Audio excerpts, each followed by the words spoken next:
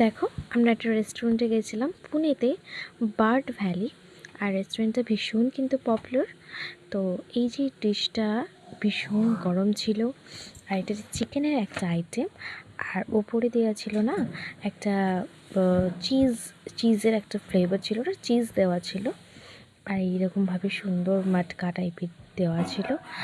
আর আমি তো ভীষণ এক্সাইটেড ছিলাম এটা খাওয়ার জন্য, কারণ এত দেখে টেস্টি লাগলো। আর একটা দিদি না বাস থেকে আবার একটা বেবি কর্ন দিল, বেবি কর্ন ফ্রাই।